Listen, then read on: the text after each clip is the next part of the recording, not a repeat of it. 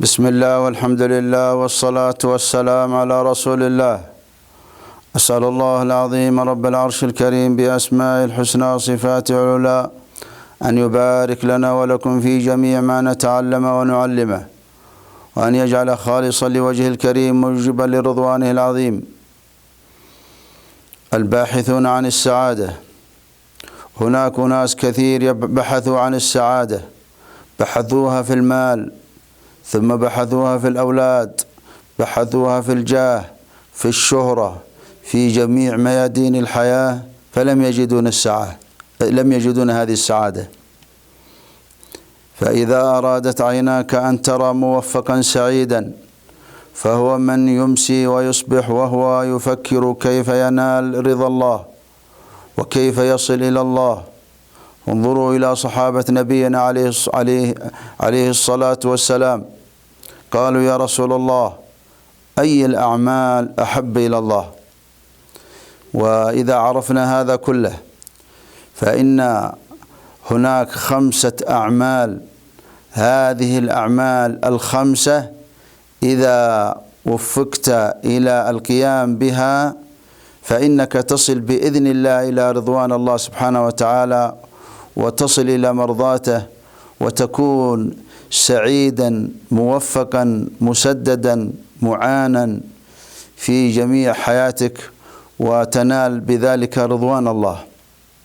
بعد الإيمان أول عمل يحافظ الإنسان عليه الصلوات، سواء كانت فريضة أو نافلة.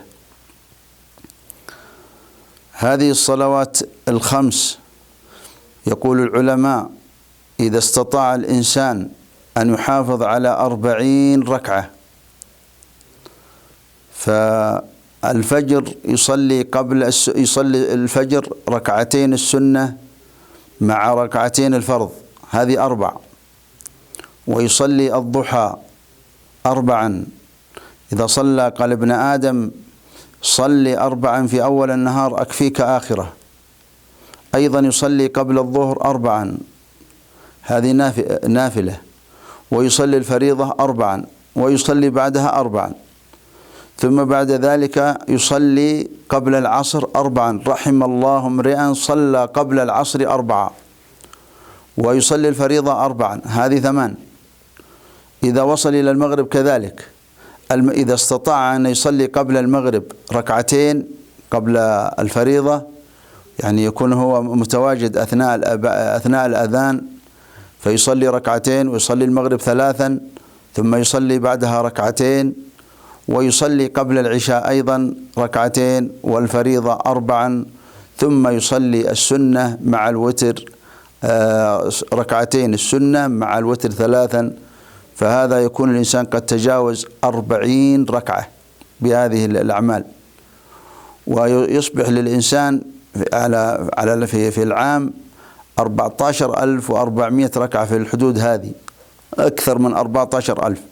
هذه الركعات الصلوات ال5 يقول عليه الصلاة والسلام من الصلاة خير موضع، فمن استطاع أن يستكثر فليستكثر، وكل سجدة يرفعك الله بها درجة. هذا الأمر الأول. الأمر الثاني الذكر، وما أدراك ما الذكر.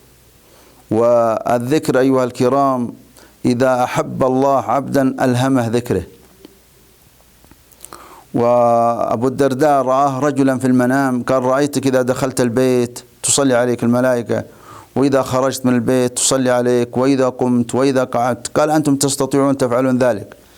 هذا مصداق قول الله في سورة الأحزاب يا أيها الذين آمنوا اذكروا الله ذكرا كثيرا وسبحوه بكرة وأصيلا هو الذي يصلي عليكم وملائكته، يعني الملائكة. ولهذا يقول العلماء الذكر وأذكار الصباح والمساء فيها سر عجيب في صلاح الإنسان، في تقواه، في ثبات على طاعة الله. ومن وفق إلى الذكر صباحا ومساء فإنه ينال رضوان الله سبحانه وتعالى، وهو من أيسر الأعمال ومن أفضل الأعمال التي يرتفع بها منزلة الإنسان. وعلى كل حال يحافظ الإنسان على التسبيح اللي بعد السلام، معقبات لا يخيب قائلها ولا فاعلها دبر كل صلاة مكتوبة. تسبيح 33، تحميد 33، تكبير 33. يكون الإنسان يعني مستعجل يسبح 10 ويحمد 10 ويكبر 10. هذه التسبيحات إذا سبح بعد كل فريضة 100 تسبيحة يصبح له في اليوم 500 تسبيحة ويكون له في نهاية العام أعداد كبيرة جدا. هذا التسبيح والذكر، ذكر الله دواء وذكر الناس داء. وهنيئا لمن كان من الذاكرين الله كثيرا، يكفي أن الله يخرجه من الظلمات إلى النور. الخصلة الثالثة الدعاء. الدعاء سلاح يستجلب به الخير ويستدفع به الشر وينتصر به على الأعداء. الدعاء من أهم ما يكون في حياة الإنسان، وأعظم دعاء تدعو به الهداية تنال بها سعادة الدنيا وتنال بها سعادة الآخرة. ولذلك لا بد أن الإنسان يحرص على الدعاء. والدعاء الذي يعني يدعو به الإنسان في صلاة الوتر: اللهم اهدني فيمن هديت، وعافني فيمن عافيت، وتولني فيمن توليت، وبارك لي فيما أعطيت. البركة. هذه الدعوات الأربع من أهم ما يكون. وعلى كل حال ينبغي للإنسان قبل ما يدعو أن يستغفر كثير. وهناك صيغ كثيرة في الاستغفار. قبل ما يشرع في الدعاء يستغفر كثير ثم يدعو كثيرا. على كل حال لو استطاع الإنسان دقيقتين بقلب حاضر وغير ساه ولا لاه ولا غافل، ودعا الله بقلب حاضر في دقيقتين، يطلب منه الهداية هي أعظم نعمة يشتري بها الإنسان رضوان الله. الأمر الرابع قبل الأخير القرآن. هذه وصية العماد المقدسي اللي أمد جامع دمشق 20 عام. قالوا له لما ركب على الحمار قالوا أوصنا، قال أوصيك بكثرة قراءة القرآن، فإنه على كثرة قراءة القرآن يفتح الله لك الخير. كل يوم تستطيع أنك تقرأ صفحة أو صفحتين، أو تقرأ لك جزء أو جزئين. على كل حال تلاوة القرآن نعمة عظيمة. ولذلك إذا أحبك الله جعلك من الذين يتلون القرآن ليلا ونهارا. وإذا هانك الله سبحانه وتعالى شغلك بالأمور الدنيا وشغلك عن القرآن، فالقرآن عليكم به، فإنه يكون شفيعا لأصحابه يوم القيامة. اتلوا هذا القرآن، فإنه من أعظم أسباب التي يفتح الله بها الخير على الإنسان في الدنيا وفي الآخرة. آخر وصية نوصي بها ويهتم بها الإنسان رفقة أهل الخير وصحبة أهل الخير والبعد عن قرناء السوء. ولهذا علماء النفس يقولون: إذا أردت أن تنجح امش مع ناجح. إذا أردت تنجح امش مع ناجح. ولهذا ماذا قال نبينا؟ لا تصحب إلا مؤمن ولا يأكل طعامك إلا تقي. قالوا: لماذا خص الصحبة والطعام؟ لأنها تورث المودة.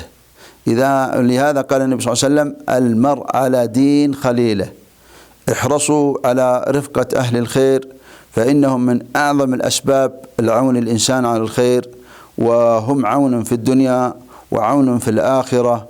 ونسأل الله سبحانه وتعالى بهذه الخصال الخمس أن يجعلنا وإياكم ممن يصل إلى الله.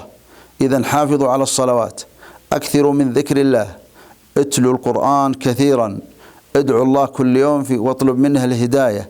وآخر شيء احرصوا على رفقة أهل الخير، فإنها من أعظم الأسباب الهداية. أسأل الله أن يسعدنا في الدنيا وفي الآخرة، وصلى الله وسلم وبارك على نبينا محمد.